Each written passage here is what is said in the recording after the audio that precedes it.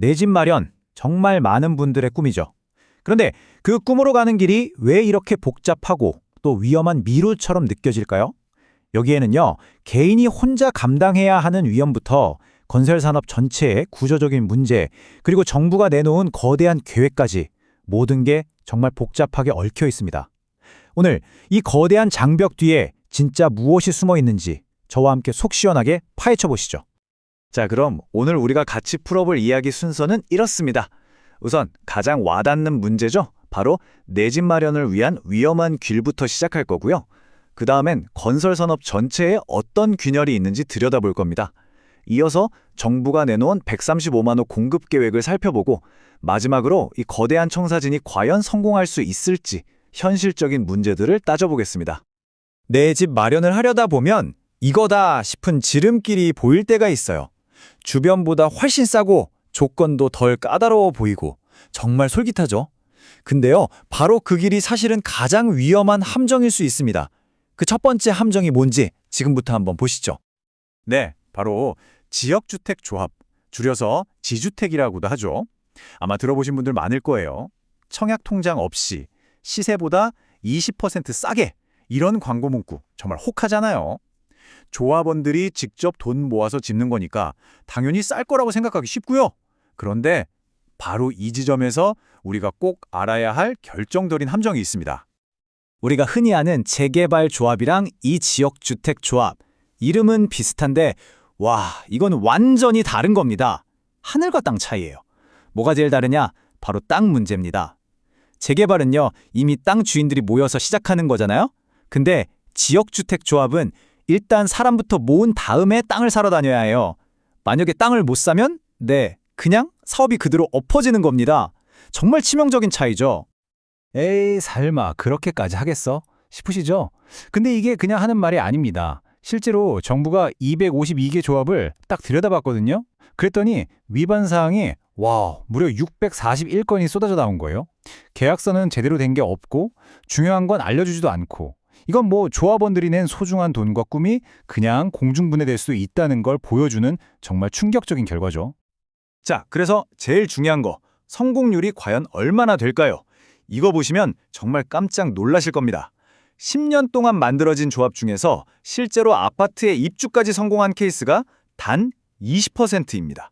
20%요? 5팀이 시작하면 한 팀만 성공하는 거예요. 나머지 4팀은 그동안 부었던 돈과 시간이 그냥 악몽이 되어버리는 거죠. 지금까지 본 건 사실 개인의 선택과 관련된 문제였잖아요. 근데 이런 위험한 길이 왜 자꾸 생겨나는 걸까요? 이제 좀 더 시야를 넓혀보겠습니다.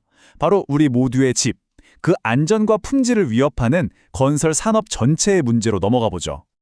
요즘 뉴스 보면 정말 불안하죠. 아파트가 무너지고 철근이 빠지고 대체 왜 이런 일이 자꾸 벌어지는 걸까요? 안전사고에 임금 떼이는 문제까지 이 모든 문제의 뒤에는 공통된 주범이 있습니다. 바로 불법 하도급이에요. 놀라운 건 이게 그냥 추측이 아니라 정부가 직접 이게 제일 큰 문제다라고 인정한 아주 고질적인 병이라는 겁니다. 이게 얼마나 심각한지 한번 보세요. 불법 하도급을 적발했더니 그중에 70%, 그러니까 열의 7은 아예 자격도 없는 무자격 업체한테 공사를 맡긴 거였어요. 정말 황당하죠? 근데 더 골치 아픈 게 있어요. 상호시장이라고, 이게 또 새로운 종류의 편법인데 이게 요즘 아주 빠르게 늘고 있다는 겁니다. 사실 이 상호시장 제도는요, 처음엔 의도가 좋았어요. 경쟁도 좀 시키고 시장을 활성화시켜보자! 이런 거였죠. 근데 결과가 어떻게 됐을까요? 네, 완전히 반대였습니다. 의도와는 다르게 새로운 불법 하도급을 위한 꼼수의 통로가 되어버린 거죠. 좋은 제도가 오히려 법의 구멍이 되어버린 셈입니다. 자, 보세요. 개인은 위험에 노출돼 있고 산업 전체는 부실 시공 문제로 골마 터지고 있고 정말 심각하잖아요. 그럼 정부는 이걸 해결하기 위해 어떤 카드를 꺼내들었을까요? 지금부터 정부가 내놓은 아주 거대한 계획, 그 청사진을 한번 들여다보겠습니다. 정부의 해결책, 그 핵심은 딱 하나의 숫자로 요약됩니다. 바로 135만. 그냥 135만이 아니라 135만 호입니다.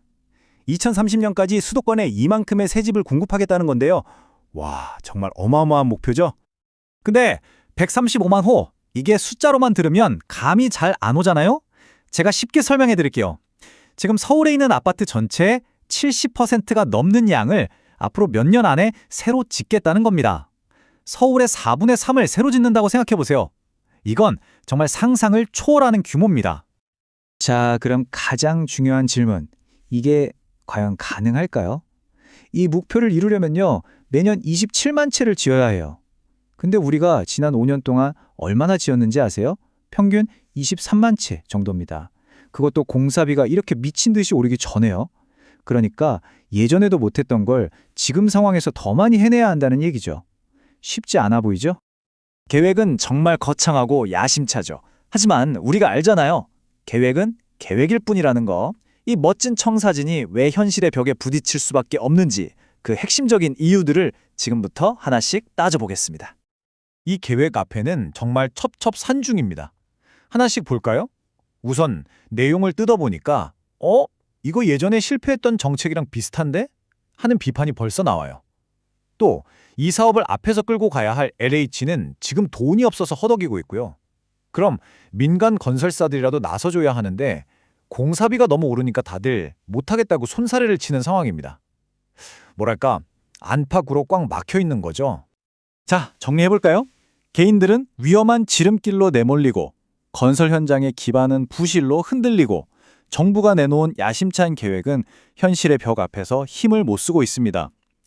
오늘 우리가 함께 맞춰본 이 복잡한 퍼즐 조각들을 보면서 여러분은 어떤 생각이 드시나요? 과연 한국 주택시장의 미래, 우리 집의 미래는 어떤 모습일까요?